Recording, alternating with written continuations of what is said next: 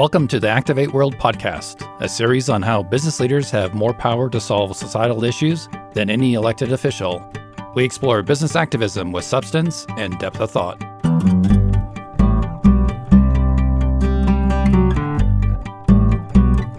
As we continue our exploration of different business and organizational models, we're joined today by Dr. Thane Kreiner, Executive Director at Miller Center for Social Entrepreneurship at Santa Clara University. Welcome to Activate World, Dr. Kreiner. Thank you very much, John. It's a pleasure to be with you. Tell us about your background and what led you to Miller Center for Social Entrepreneurship. Yeah, that's an interesting question. So after I finished my undergraduate degree in chemistry at University of Texas, I came out to California to study neurosciences at Stanford. And my goal was to understand how the human brain worked and why some people think and behave differently than others. But at the time, the reductionist approach to biological sciences was very much in vogue. And I ended up studying peptidergic secretory vesicles and aplesia californica, which basically means I was looking at one neuron at a time and looking at how different neuropeptides were packaged and how those controlled behavior. And I had a really phenomenal experience. My thesis advisor was a young investigator who was a natural leader. I tried to recapitulate that during my postdoc at UC Berkeley, but my principal investigator didn't have those leadership talents. And I realized while I was there that some of those were innate to me. So I decided to go back to Stanford and get an MBA and moved over to the biotech sector with the hope of applying biomedical research to improve the quality of people's lives. So I spent about 17 years in biotechnology, 14 of them at a company called Affymetrix, which pioneered whole genome analysis, which has radically transformed the way that we understand diseases like cancer, immunological disorders, and so forth. And then I started several enterprises on my own, one in regenerative medicine, one in cancer drug discovery, and one in the human microbiome. And that was a lot of fun, being an entrepreneur. But at the end of the day, as CEO of what I'd call a traditional Silicon Valley enterprise, your primary job is to maximize returns, profits for the venture investors. And while I understand that that is how the system works, it was not particularly compelling to me to make money for other people. So I started imagining what else I might do with my background in both science and entrepreneurship. And this opportunity at Santa Clara University arose to head what was then the Center for Science, Technology, and Society. What attracted me to Santa Clara was our accelerator program, GSBI, Global Social Benefit Institute, and the notion that Silicon Valley executives like myself could accompany leaders of ventures that were serving the poor and protecting the planet. So I joined Santa Clara in 2010, have been there about 9 years now, and it's been an incredible and amazing journey so far. How do you define social entrepreneurship? Well, there are many, many different definitions for social entrepreneurship out there. And I think it's important to differentiate entrepreneurship from capitalism. Capitalism is the accrual of capital, wealth accumulation, as it were.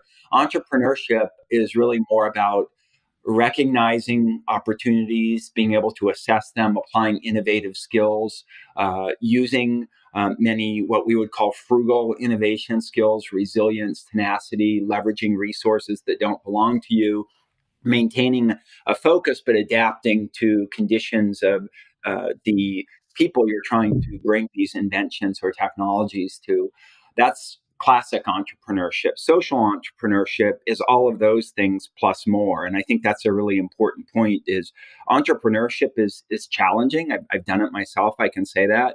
Social entrepreneurship is much more challenging because on top of all the other entrepreneurial characteristics, there's also unequivocal commitment to creating social value. Sally Osberg and Roger Martin define social entrepreneurship as disrupting unjust social equilibrium to create more just ones. The working definition that we use at Miller Center is really applying entrepreneurial principles to serve the poor and protect the planet. I know there's nonprofit, for-profit, and hybrid models of social entrepreneurship. Are those the three primary ones? So I think classifying social enterprises based on business structures that are derived from the economic systems that we all live in is certainly one way to approach it. And Miller Center is somewhat agnostic as to whether the social enterprise is structured as a for profit, a nonprofit, or a hybrid model. In fact, we often see that as social enterprises move through our accelerator programs or enter different stages of their growth, they may adopt elements of more than one of those models. And that's exactly what happens with hybrid models, where services that we would classically think of as social services, humanitarian aid, for example, rescuing people from human trafficking, may be done by a nonprofit arm of a social enterprise, but the for profit element of the social enterprise then provides livelihood skills training to those people, enabling them to engage in a dignified livelihood. While the for profit enterprise generates a surplus that can help fund the nonprofit part of the organization. So, hybrid models bring together elements of both nonprofit and for profit models. But there are new models emerging too, where that I'm sure you're aware of, like benefit corporations, B Corp, where the primary goal is to generate benefit. They may generate some return, but unlike classical for profit businesses where profit maximization has been the maxim for 20 or 30 years, benefit generation is a core part of the returns, and it's built into the mission and the charters of the company. It sounds like it can get complicated. It also seems like benefit corporations are just another type of social entrepreneurship. Would you agree with that?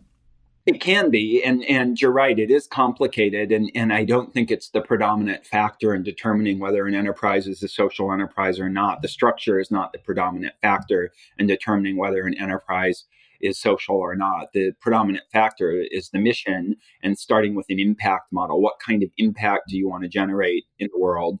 And the business model is basically, how are you going to do that? How does social entrepreneurship play out in larger corporations versus startups? There has been a lot of discussion in recent years about social intrapreneurship, where large corporations launch programs basically that have an intention to generate impact. Large corporations often are very structured and have a lot of rules and processes that need to be followed, whereas startup enterprises, there's a lot more freedom in determining what direction you're going to go and how to bring all the resources together to make things happen. So it can happen. Social entrepreneurship can happen in any size organization, but the conditions have to be right. You mentioned earlier the Global Social Benefit Institute, or GSBI. Tell us more about that.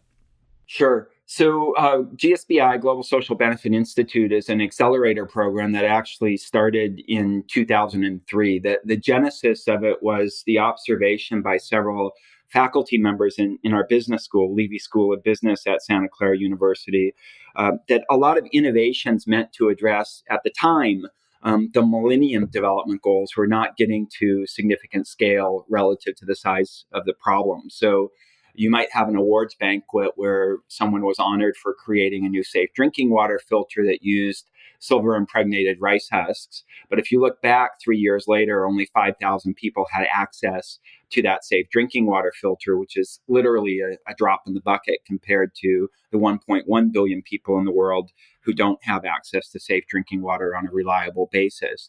So these faculty ask whether or not we might be able to, through a structured curriculum, help the entrepreneurs figure out a path to scale their impact, how to achieve what we call operational excellence, which you can measure by lowering the cost per beneficial outcome, whatever that is, and then also formulating what any reasonable impact investor would consider a justifiable ask for an appropriate form of capital to scale the impact.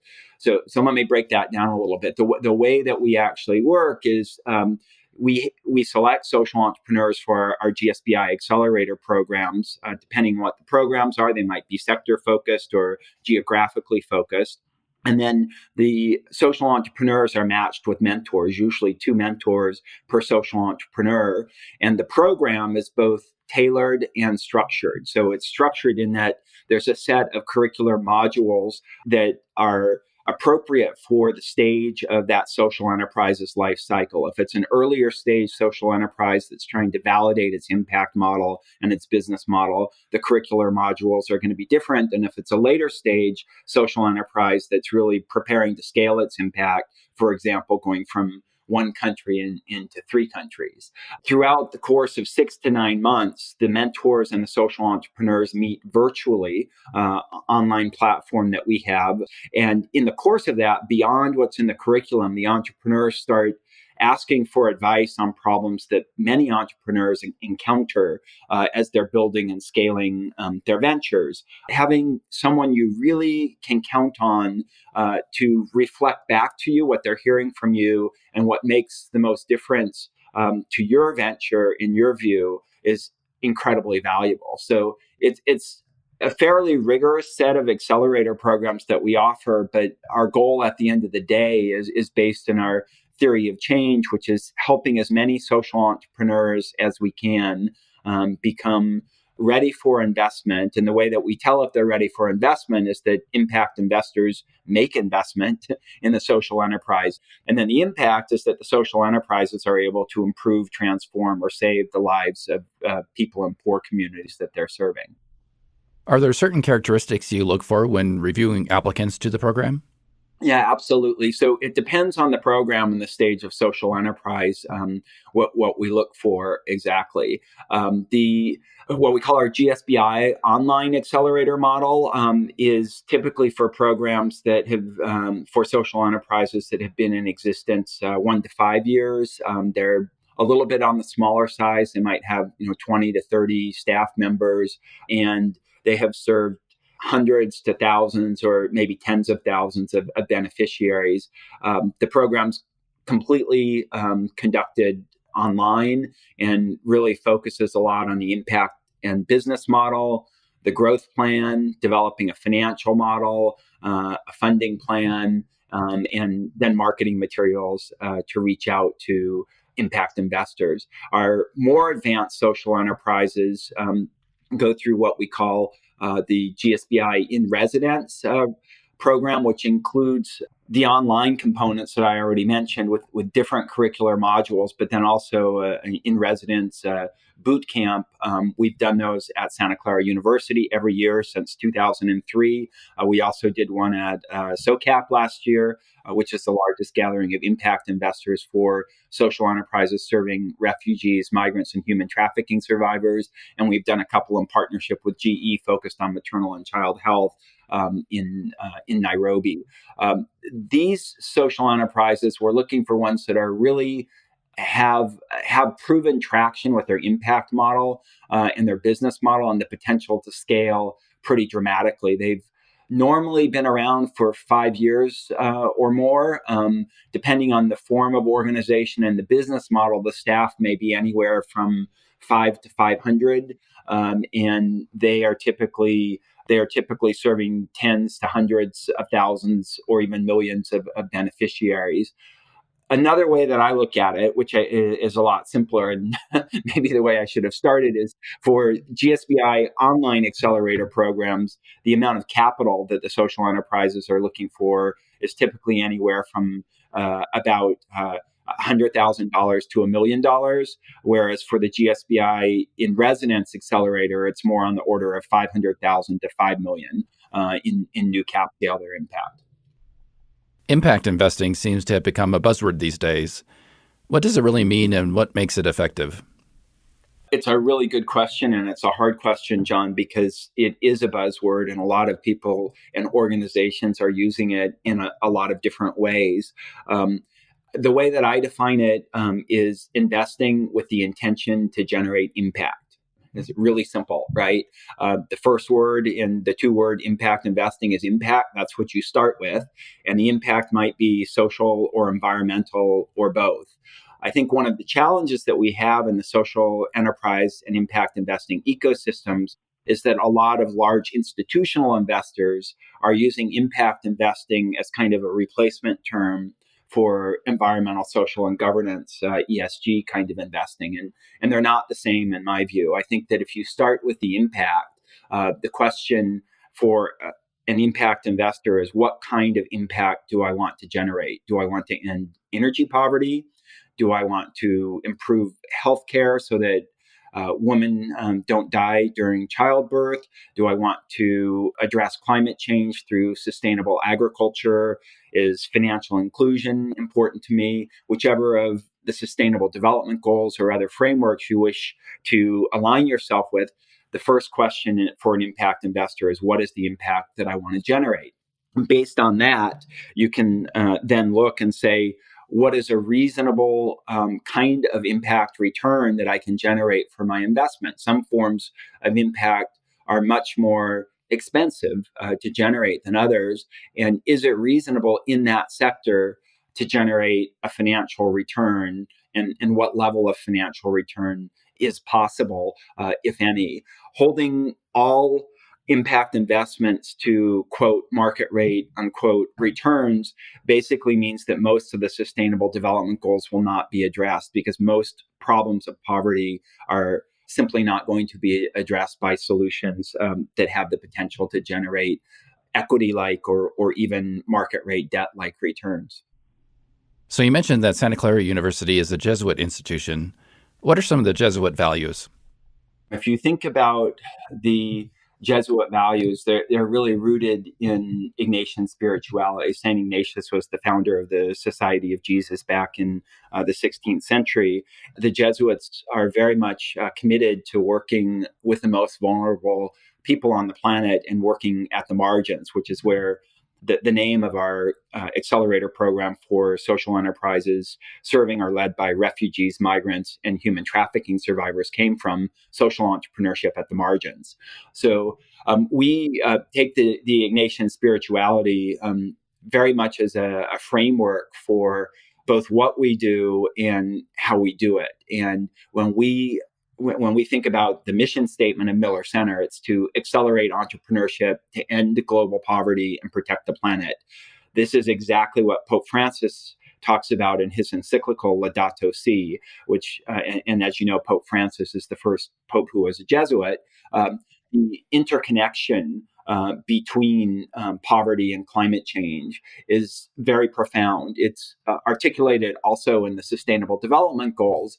He talks about authentic human development, which is fundamental to the principle of social entrepreneurship as opposed to top-down development paradigms like government to government aid. What Pope Francis calls for and what we think social entrepreneurship does is it gives people the possibility of being architects of their own futures. They have agency, they can take control, they can form ventures that best meet the needs of their communities. Yeah, I know it's a challenge to build the right organizational culture at any business, but it seems like there's an added burden on social enterprises and keeping focused on the mission without getting worn down. Absolutely. I mean, it is very important at Miller Center, and I would say for almost all, if not all, of the social enterprises that we've accompanied through our accelerator programs to hire for mission, because it is really hard work. As I said earlier, being an entrepreneur is hard. Being a social entrepreneur is even more challenging.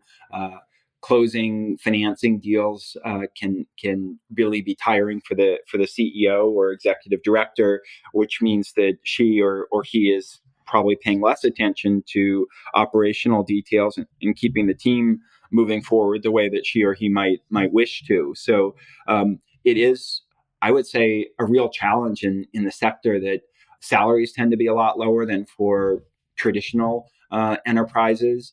People do this because they have a passion for making a difference in the world, but it is really hard work, and maintaining those cultures when founders step down can be a particularly difficult challenge for social enterprises. What leadership skills do you see as being most important in building a social enterprise? Well, resilience is probably number one. that there are going to be, as with any enterprises, there are going to be setbacks. Everything's not going to work, but it's the model people are talking a lot about now of lean startup or lean impact, which is learn from failures, but learn fast and be able to understand based on feedback that you're getting from your customers or beneficiaries how you can improve your product or service. So I think the resilience is one, adaptation is one, that trait that is absolutely essential for the success of social entrepreneurs. They also have to be able to leverage resources because they're very often budget constrained outside of their own organization, and to network very effectively to build partnerships. I think one of the challenges with traditional nonprofit organizations that are more focused in social services versus social entrepreneurship is that they try to be vertically integrated and deliver everything to their constituents. And those models are not very scalable, and they're often not very efficient either. So social entrepreneurs can participate in different aspects of the value chain if they have good networking skills and build good partnerships. And then, as with any entrepreneur, I think the leaders have to be able to articulate and convey a compelling vision for what they hope to achieve and how they're going to make it happen. And what excites you the most about the future of social enterprises? I would say there are two things. One is the social entrepreneurs. So one of the greatest joys for me in this role is meeting all of these incredible entrepreneurs who are devoting so much of their time and energy and passion to addressing problems that we all read about, but they care about very, very deeply and are absolutely committed to making real changes. So I have hope because of their work that we can create a better world, that we can address conditions of poverty, that we can provide economic empowerment for women who are the most affected by poverty and the most affected by climate change. The other thing is that, at Santa Clara University, I've had the extraordinary opportunity to architect with one of my colleagues, Keith Warner, who's actually a Franciscan, not a Jesuit, a program we call the Global Social Benefit Fellowship that engages undergraduate students in action research projects that support social enterprises that have been through our GSBI accelerator programs. Projects that include things like impact assessment, documentation of operating procedures, creating marketing videos, things the social enterprises often don't have the resources to do on their own. What's happened over the 8 years of the fellowship so far is these young leaders go on to do extraordinary things. They join social enterprise accelerator programs in other parts of the world. 10 of them have won Fulbrights so far. 3 have been named valedictorian. And so when I think about how we can engage the current generation in making a difference in the world, social entrepreneurship, I think, is a unique opportunity that seems to engage and excite them and help form leaders who I believe we'd all be happy to have as leaders of any organization or our country. It sounds like there's a lot of hope for the future when it comes to social enterprise. Exactly, John. I think there is hope. There are some dark days, but there is hope with many of the people I've met in this generation, both the millennials and Gen Z. They really want to make a difference in the world, and I think that coming back to the definition of social entrepreneurship, some of the systems that we have in place are probably not the right systems for the planet that we all want to live on. And I have confidence that some of the students I've had the honor to accompany are going to play major roles in transforming those to more just social equilibria. Oh, that's great. Well, Dr. Kreiner, thank you so much for your time. I'm just really grateful for the work that you're doing through Miller Center and with all the leaders and individuals and organizations coming through the different programs. So just thank you for your great work. Thank you, John, and thanks for including me in your podcast.